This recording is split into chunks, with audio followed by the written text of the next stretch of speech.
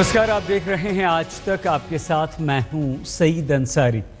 Underworld की दुनिया में डॉन का पकड़ना अब मुमकिन है। छोटा राजन को इंटरपोल ने इंडोनेशिया से धर दबोचा है। सीबीआई के अनुरोध पर इस ऑपरेशन में एजेंसियां लंबे वक्त से लगी हुई थी और अब जल्द ही छोटा राजन को इंडोनेशिया भारत को सौंप देगा।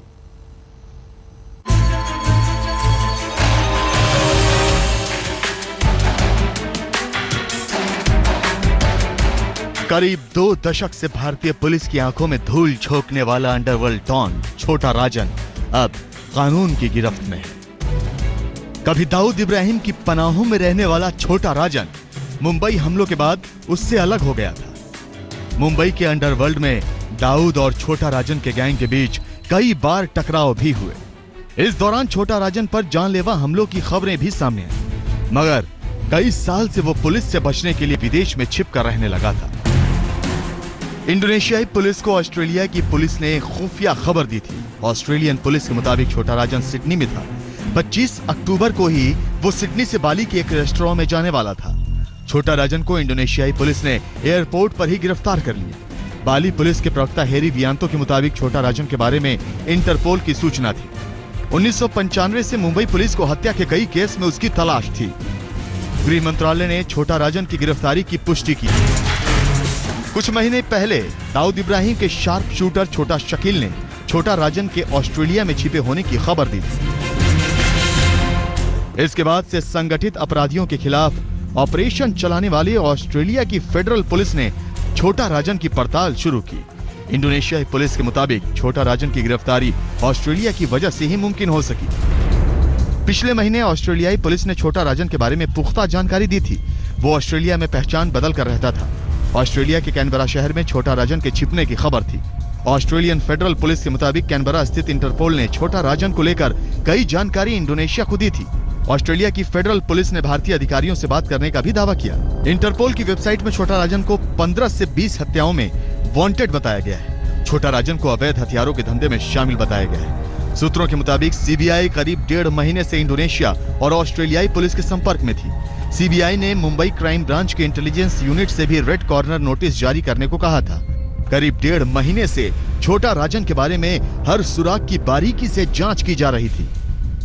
अरेस्ट होने का कंफर्मेशन तो आया है और ये तो सारा केस तो मुंबई पुलिस के माध्यम से ही चल रहा है। और सीबीआई जो है, क्योंकि हमारा देश में ये इंटरपोल का ये नोडल एजेंसी है, तो सारा कार्रवाई अभी सीबीआई के तरह से ही होगा। और ऑस्ट्रेलिया, इंडोनेशिया, भारत का ये कोऑर्डिनेशन रहा है और उसका तहत वहां से जो कार्रवाई कैसे डिपोर्ट करेंगे सर? डिपोर्टेशन वो तो सीबीआई प्रोसेस करेंगे।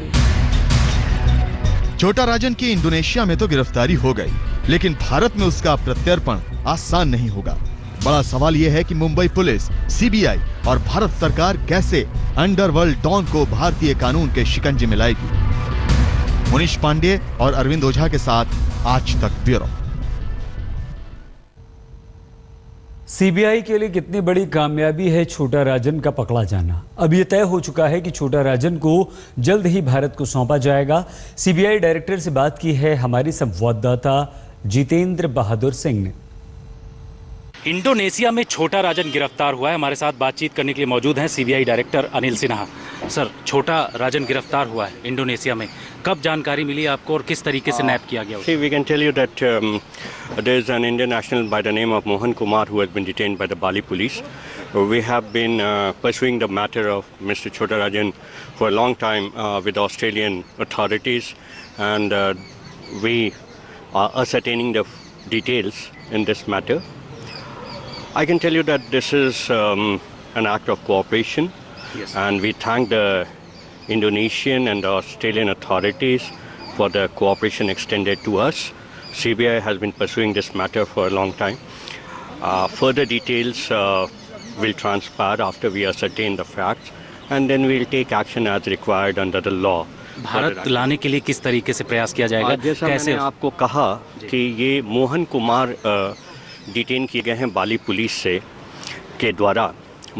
के द्वारा, और जहाँ तक छोटा राजन है वो फ्यूजिटिव हैं, और हम लोग ऑस्ट्रेलियन पुलिस के और ऑस्ट्रेलियन अथॉरिटीज़ के संपर्क में काफ़ी समय से थे और उनसे हम लोग निरंतर प्रयास कर रहे थे।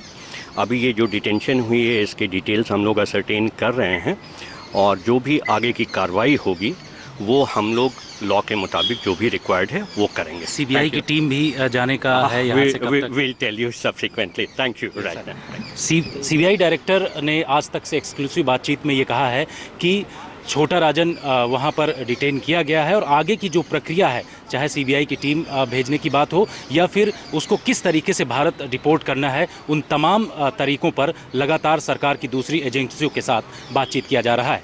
दिल्ली से कैमरामैन DK शर्मा के साथ जितेंद्र सिंह, आज तक। साल 2000 में बैंकॉक में छोटा राजन पर गोलियां बरसी थी और उसे घेर डालकर मारने की कोशिश की गई थी। यह कोशिश डी कंपनी की थी। डी कंपनी ने प्लान बनाया था, लेकिन डॉन छोटा राजन बच निकला था। उस वक्त बैंकॉक में आज तक ने छोटा राजन से बात की तो अंडरवर्ल्ड के तमाम राज खुलते चले गए थे। क्या कारण था? एक ज़माने में आपकी और दाऊद की बहुत दोस्ती थी, दोनों साथ साथ भी काम करते थे, लेकिन ऐसा कौन सा मुद्दा आ गया जिसके कारण आप दोनों अलग अलग? यही मुद्दा था कि इन्होंने दुश्मन मुल्क से, पाकिस्तान से हाथ मिलाकर हमारे देश से गद्दारी कर कर हमारे देश पे तबाही मचाई, इस तरह के ब्लास्ट करवाए, इसलिए मैं उनसे अगेंस्ट हुआ। उसके बाद क्या हुआ आप दोनों के संबंधों में? खासकर आप अलग हुए, वो अलग हुए, तो ऐसी क्या बात हुई? जैसे लोग आपके बारे में कहते हैं कि आप भारतीय हितों के हिसाब से काम करते हैं, तो ऐसे कौन से इंसिडेंट हुए जिनको आप गिना सकते हैं कि... जी, जैसे मैं मिसाल के तौर पर मिर्ज़ा बेग है, मिसाल के तौर पर MK मस्जिद खान, क्या नाम उसका था, 3-4 लोग ब्लास्ट वाले मारे गए थे और वो आपने उनका मेरे आदेश पे। क्यों आप उनको सबक सिखाना चाहते थे जो ब्लास्ट से जुड़े हुए जी लोग? बिल्कुल, हमारे देश में इस तरह की गद्दारी करेंगे, ऐसे इनोसेंट लोगों को मारेंगे तो कोई तो होना चाहिए उनको सबक।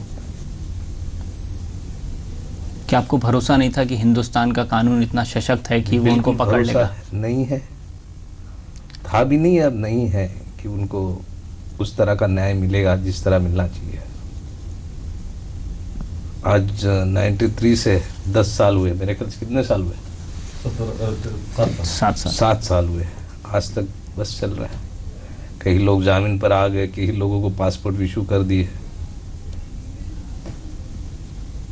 तो आपको क्या लगता है ये जो हालात हैं भारत में, आपको लगता है कि कुछ लोग वाकई दाऊद से मिले हुए हैं और भारत के हितों के खिलाफ काम कर रहे हैं इंडिया के अंदर? है क्या? बिल्कुल, इंडिया के अंदर इस तरह के लोग हैं, काफ़ी लोग हैं, और इसीलिए मैं भारत भी जाना नहीं चाहता हूँ।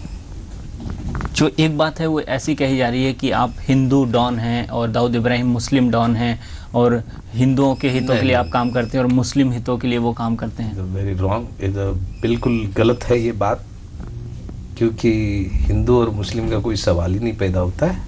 ये राइट्स, क्योंकि मुस्लिम्स, मेरे ग्रुप में भी मुस्लिम्स 20-25% मुस्लिम्स हैं और वो लोग भी उनके अगेंस्ट लड़ते हैं।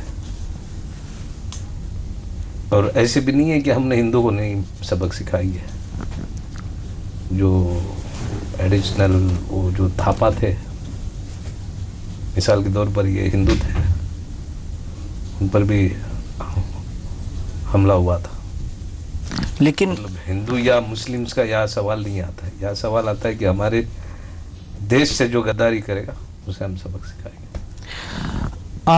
आपने कहा था 3-4 दिन पहले कोर्ट में कि आप शायद भारत वापस जाना चाहें। आप अभी कह रहे हैं शायद जाना बोला था, मगर उस वक्त मैं थोड़ी स्थिति में भी, गंभीर स्थिति में था। तो क्या कारण है कि आप भारत वापस नहीं जाना चाहते? क्या आपको एप्रीहेंशंस हैं? मतलब क्या आपको लगता है कि भारत जाने से क्या गड़बड़ हो सकती है? भारत जाने से मुझे लगता है कि मैं सेफ नहीं रहूँगा।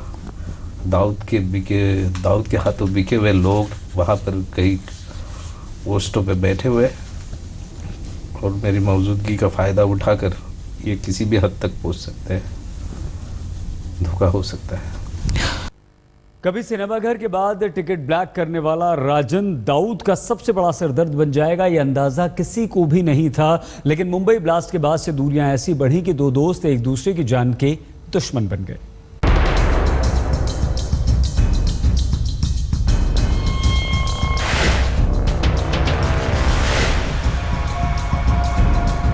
छोटा राजन, किसी जमाने में चोरी और शराब तस्करी करने वाला वो शख्स जो बाद में दाऊद का करीबी बन गया। मुंबई में पैदा हुए राजन ने जुर्म की दुनिया में कदम रखा 1980 में टिकटों की कालाबाजारी से। इस दौरान उसकी मुलाकात हुई बड़ा राजन से। उसके साथ राजन ने क्राइम बिजनेस की बारीकियां सीखी। बड़ा राजन की मौत के बाद राजन बन गया छोटा राजन। इसके बाद छोटा राजन ने दाऊद इब्राहिम के साथ मिलकर काम शुरू कर दिया, लेकिन मुंबई बम ब्लास्ट के बाद 1996 में छोटा राजन ने खुद को दाऊद से अलग कर लिया।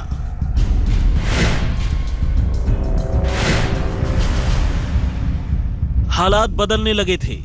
राजन को जान का खतरा भी सताने लगा था। उसने एक चाल चली।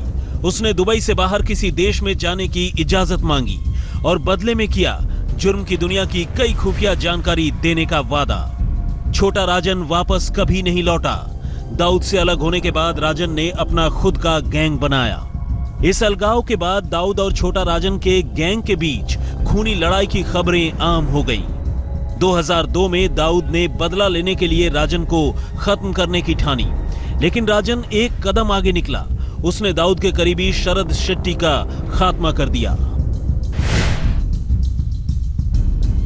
2011 में पत्रकार ज्योतिर्मय डे के मर्डर में भी छोटा राजन का नाम सामने आया।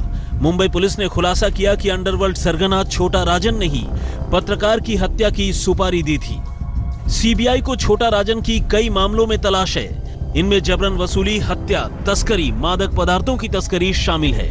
वो हत्या के 17 मामलों में भी वांछित है। आज तक ब्यूरो। हम होते हैं बस कुछ ही देर में हाजिर। आप बने रहिए हमारे साथ, देखते रहिए आज तक।